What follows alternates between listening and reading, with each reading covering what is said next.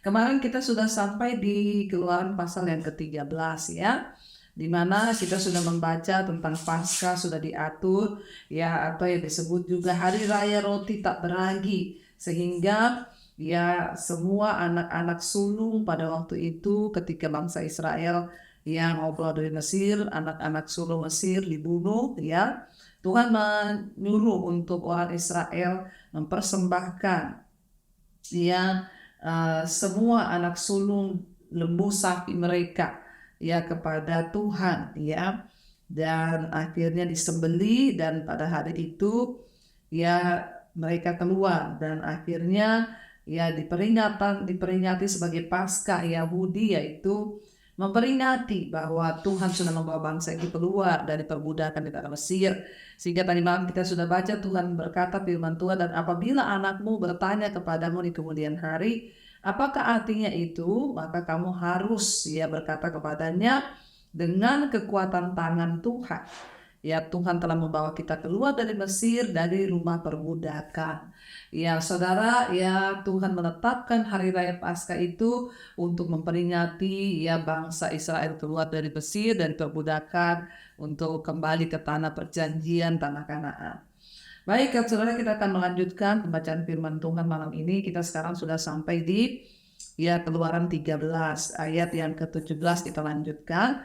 Menyeberangi laut, judul perikohnya di sana. Ya, Allah menuntun umatnya ya menyeberangi laut. Ayat 17, Keluaran 13 ayat 17. Setelah Fir'aun membiarkan bangsa itu pergi, Allah tidak menuntun mereka melalui jalan ke negeri orang Filistin, walaupun jalan ini yang paling dekat. Ya, sebab firman Allah, jangan-jangan bangsa itu menyesal apabila mereka menghadapi peperangan, sehingga mereka kembali ke Mesir.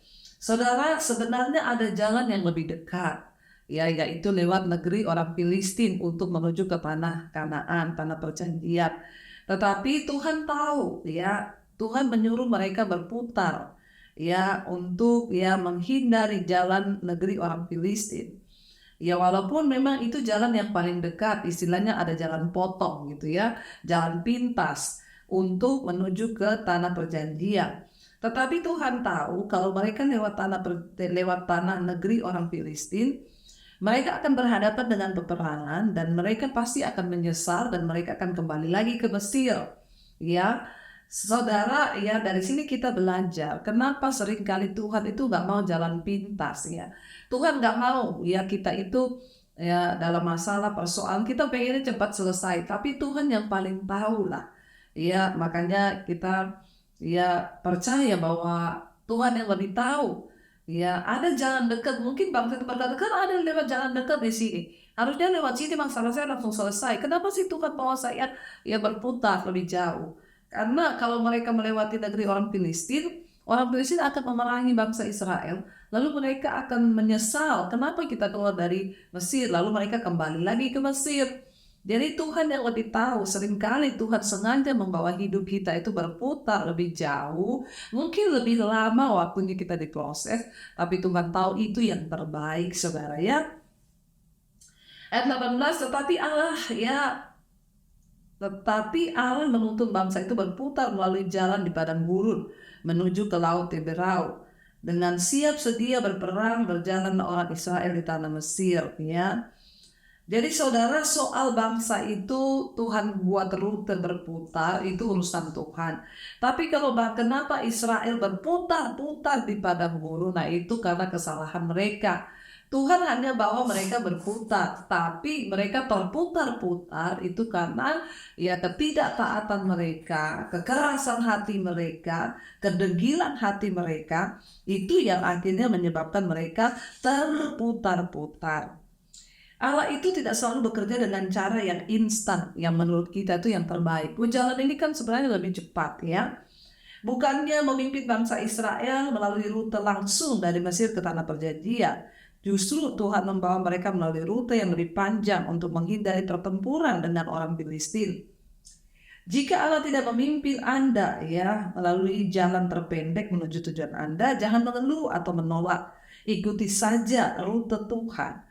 Ya, dan biarkanlah kita dengan rela mempercayakan hidup kita kepadanya, saudara. Kenapa? ya untuk memimpin kita dengan aman melewati hambatan-hambatan yang tidak terlihat. Ya, dia dapat ya bertanggung jawab. Ya, memang Tuhan tidak memilih jalan yang terpendek, tetapi Dia tahu jalan yang terbaik.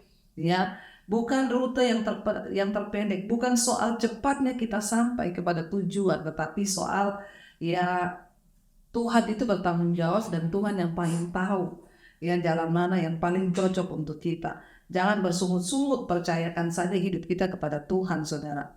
Ya, dan kita melihat di sana, saudara, ya dikatakan, tetapi Allah menuntut bangsa itu berputar. Ya, sebab ya agar mereka itu melalui padang gurun. Ya, supaya di padang gurun menuju ke laut Tiberau dengan siap sedia berperang, berjalanlah orang Israel dan Mesir. Kapan ya bangsa Ibrani meninggalkan Mesir? Ada dua teori, saudara.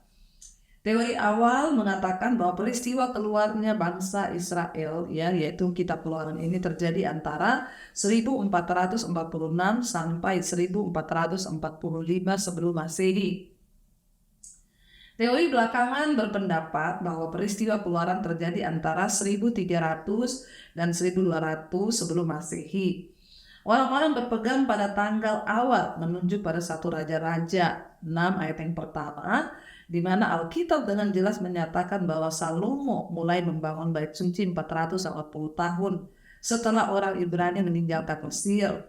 Karena hampir semua ahli setuju bahwa Salomo mulai membangun bait suci pada tahun 966 sebelum Masehi.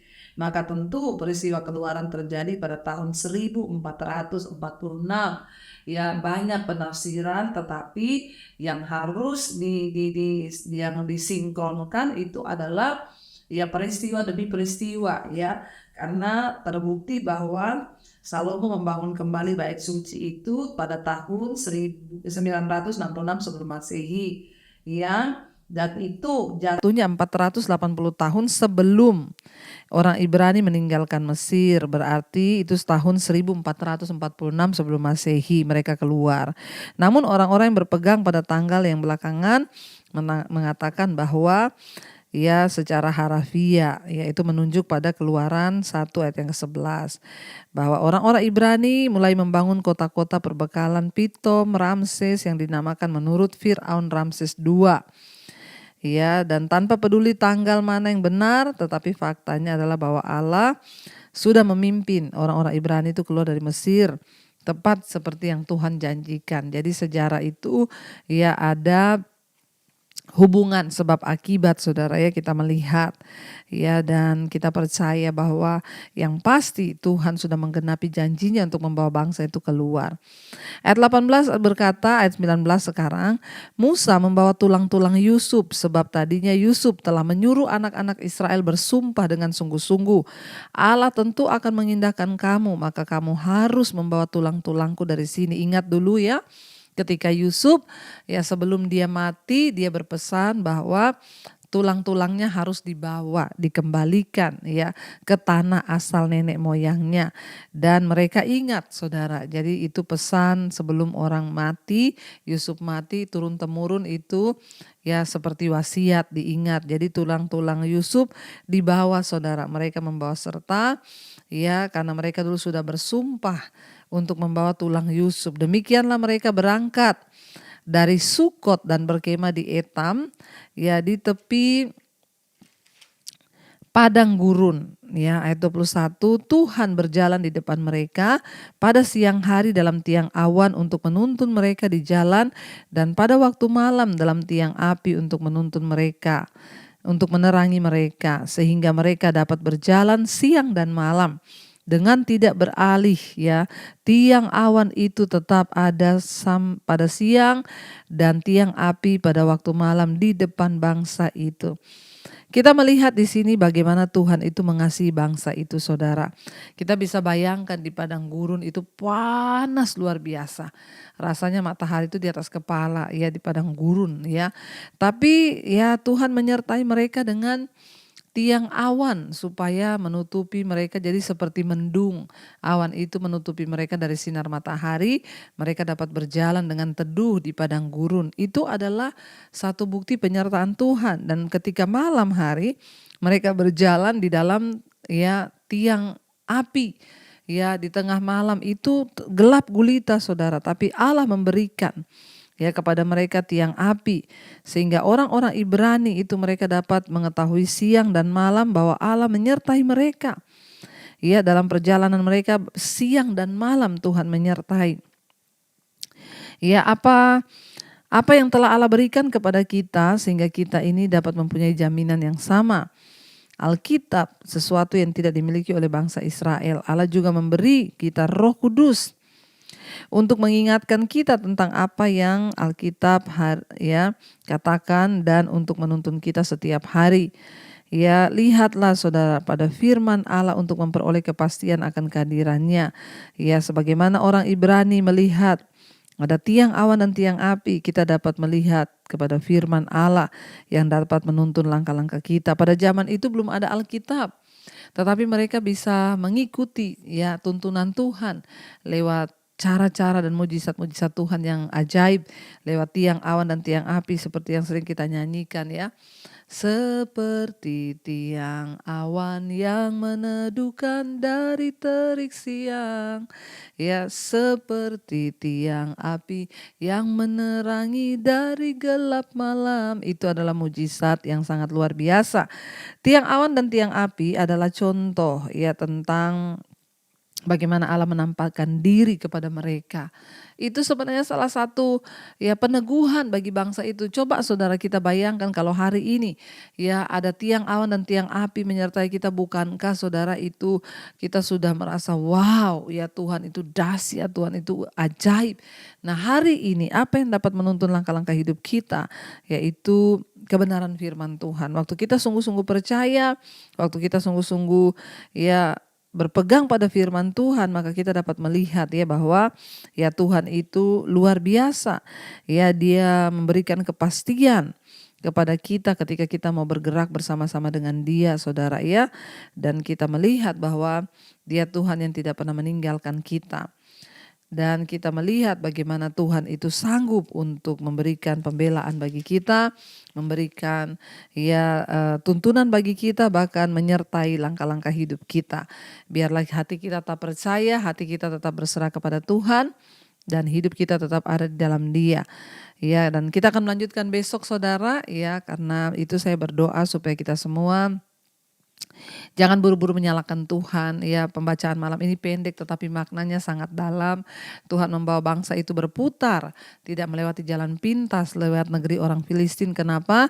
Karena Tuhan tahu yang terbaik bagi mereka bukan jalan yang terpendek, tapi yang terbaik itu Tuhan yang tahu. Jangan protes kalau hari ini Tuhan sedang bawa kita berputar. Mungkin kita merasa kenapa lama Tuhan jawab, kenapa begini, kenapa begitu. Tapi bagian kita percayalah, Tuhan tahu yang terbaik dan Dia yang paling tahu apa yang terbaik. Mari kita merenungkan firman ini, kita mau berdoa. Terima kasih Bapa, kami mengucap syukur kalau malam ini kami belajar bahwa seringkali Tuhan tidak membawa kami melewati jalan pintas. Tetapi Tuhan tahu yang terbaik. Karena itu kami mau belajar berserah, menunggu waktu Tuhan yang terbaik bagi hidup kami. Kami belajar dari bangsa Israel karena Tuhan tahu kalau mereka melewati negeri orang Filistin, mereka akan berperang melawan orang Filistin, dicegat, dihalangi, lalu mereka akan kembali ke Mesir. Engkau yang paling tahu yang terbaik bagi hidup kami. Jangan biarkan kami kembali kepada dosa-dosa kami, jangan biarkan kami kembali kepada kekhawatiran, ketakutan kami, tapi biarkan kami percaya kepada Tuhan. Terima kasih Bapa, kami percaya yang sakit disembuhkan, yang beban berat Engkau beri kelegaan. Kami buka hati dan tangan kami untuk menerima berkat Tuhan.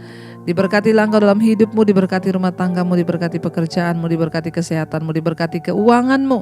Dan Engkau akan menjadi berkat bagi banyak orang, karena itu terimalah kiranya berkat dari Allah Bapa, cinta kasih Tuhan Yesus Kristus, penyertaan Allah Roh Kudus menyertai hidupmu mulai hari ini bahkan sampai kali yang kedua.